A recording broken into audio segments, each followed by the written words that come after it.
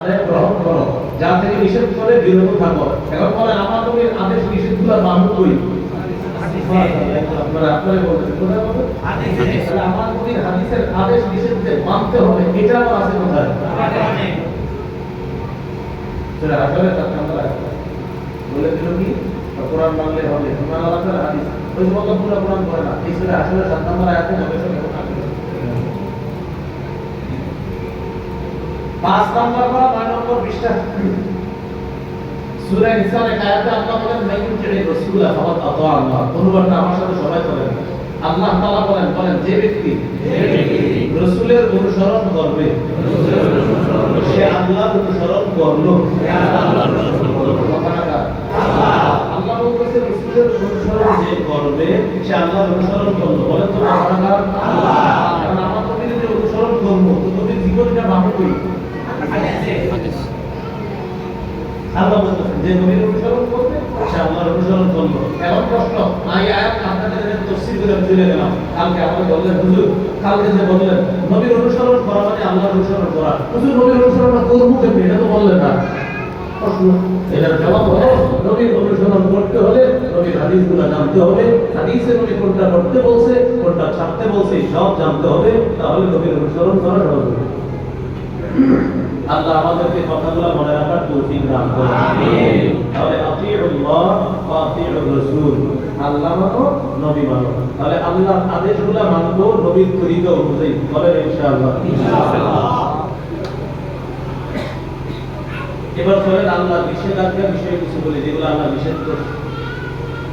সূরা মাইদার 90 নম্বর আয়াত, 7 পারা 2 নম্বর পৃষ্ঠা আল্লাহ তাআলা বলেন يا أيها الذين آمنوا إنما الخمر والميسر والأنصاب والأزلام رجس من عمل الشيطان। আল্লাহ তাআলা বলেন হে ঈমানদাররা, ইন্নামাল খামরু নিশ্চয় মদ, ওয়াল মাইসির জুয়া, ওয়াল আনসাব দেবদেবী, ওয়াল আজলাম ভাগ্য নির্ণয়ক সৎ, ভাগ্য গণনায় বিশ্বাস করা মানুষের রিজিসুন নাফাক মিন আমালিশ শাইতান, এগুলো শয়তানের কাজ, তাই এটা নিহু বিরত থাকে। আয়াতে 4টা নাপাক জিনিসের কথা আল্লাহ বলছেন।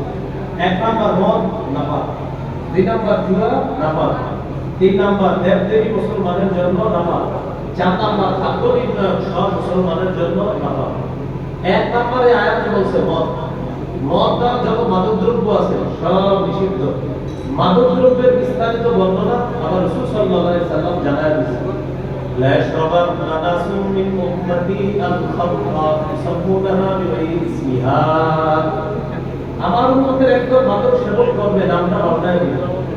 আল্লাহ শুধু কোরআনে বলছে, আমার নবী বলেন আমার উম্মতের একদম মাদক সেবন করবে, নামটা বদলায় দিবে। মাদকের নাম দিলি ইয়াবা, বাবা, গাঁজা, হেরোইন, ফেনসিডিল, আফিম, কানাডা ড্রাই, মাস্তুর, শেফিল, ডাই ইত্যাদি, এগুলা নাম দিল মাদক। নামকের নাম দেয় বাবা। বাবার নামটা কি সুন্দর না পছন্দ? সুন্দর।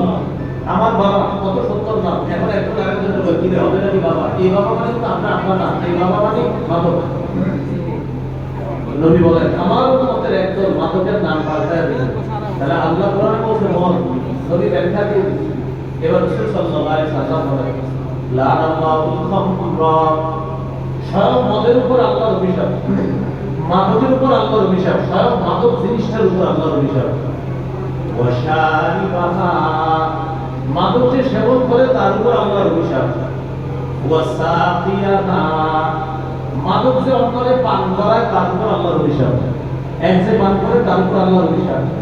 রেস্টুরেন্টে চাকরি করেন আপনি, ওই রেস্টুরেন্টে মাদক সেবন করাইতে হয়, তাহলে আপনি ভেঙে দিতেছেন, তাহলে আপনি পান খান, আপনি ঢেলে দিচ্ছেন, আপনি হলেন পানকারী, এর মানে আপনি আরেকজনকে পান করাইতেছেন, ঢেলে দিতেছেন।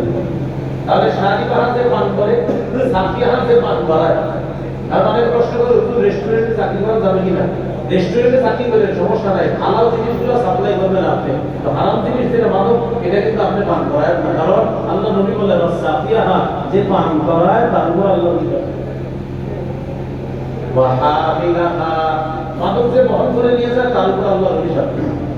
গাড়িতে শুনে শুনে মাদক নিছে, বিছানা নিছে, সিগারেট নিছে, কেউ যেন না দেখে। আপনি মদ খান না, আপনি বাসন নামাজি মাশাআল্লাহ, কিন্তু আপনি তো মাদক বহন করতেছেন, জেনে শুনে আপনার উপর আল্লাহর অভিশাপ। ওয়াল মাহমুলাতা ইলাইহি, যার কাছে মাদক বহন করে নিয়ে যাওয়া হয় তার উপর আল্লাহর অভিশাপ। মনে করেন আমি বহন করতেছি, আমি পান করি না, আমি খাইও না, আমি মাদক সেবন করি না, কিন্তু বহন করি, অভিশাপ।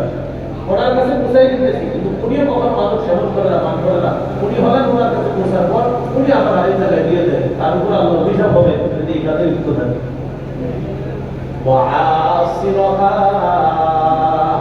মাদক যে নিগ্রায় বানায়, মাদকটা যে উৎপাদন মানে তৈরি করে, যে আঙ্গুর বিভিন্ন ইত্যাদি পচায় টচায় যে তৈরি করে, ভাত পচায়, আঙ্গুর পচায় ইত্যাদি পচায় যে তৈরি করে মাদকটা, তার উপর আল্লাহর অভিশাপ। যে ব্যক্তি মাদক নিগ্রানোর পর মাদকের একটা সুন্দর রূপ ধারণ করে, করার পর বোতলজাত করে, এটার নাম হয় মাশরাব।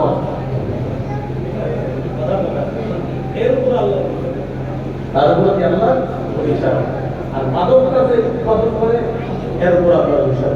যেমন গাঁজার উৎপাদন হয়, গাঁজা আরো কিছু আছে, আফিম উৎপাদন হয়, এই উৎপাদন যারা করে তাদের উপর আল্লাহর অভিশাপ। আল্লাহ আমাদেরকে হেফাজত করেন। তাহলে মাদক এই জিনিসটা কি মাননীয় না বর্জনীয়? এই যে বর্জন করতে হবে, এই নিষেধাজ্ঞা না কার? আমরা যে বর্জন করবো শুধু এতটুকু না, বরং পান করা নিষেধ, পান করানো নিষেধ, বহন করা নিষেধ, বহন করানো নিষেধ, এইগুলো আবার ব্যাখ্যা বলে দিচ্ছে কে? তাহলে শুধু কোরআন না, শুধু হাদিস না, কোরআন হাদিস।